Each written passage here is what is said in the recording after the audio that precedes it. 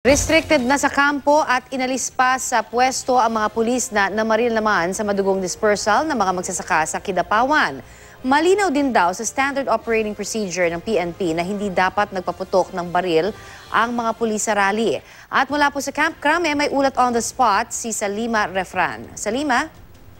Connie, mismong Philippine National Police na nga nagsabi, mali ang ginawang pagpapaputok ng baril ng mga pulis sa madugong dispersal sa Kidapawan.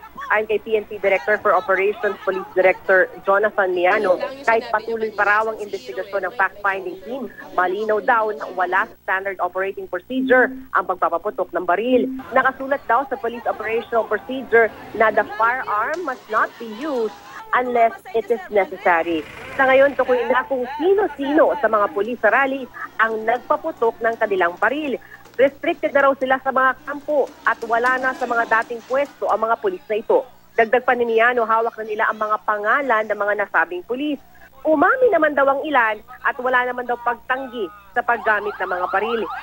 Iniisa-isa na raw sila ng fact-finding team at inaalam kung ano ang naging dahilan sa pagpapaputok nila ng baril. Dito na raw malalaman kung sapat ba ang dahilan ng mga ito para mag-discharge ng firearm at kung naaayon ba ito sa SOP ng pulisya. Git pa ni Miano, nire-review na kung ano ang mga prosesong ginawa ng mga namuno sa dispersal at kung nararapat ba ang mga naging aksyon ng mga ito. Pagtitiyak naman ni Miano, kakasuhan ng administratibo ang mga pulis na makikitaan ng pagkakamali sa nangyari. Kakasuhan din daw po ni ang mga organizer sa protesta. Isinasaayos pa lamang daw ang mga ebidensya. Ilan sa mga ikakaso ang frustrated murder at physical injuries para sa mga nanakit sa mga pulis at illegal assembly dahil nga sa walang permit ang pagrarally ng mga ito. Yan ang latest mula nga dito sa Camp Crame. Connie?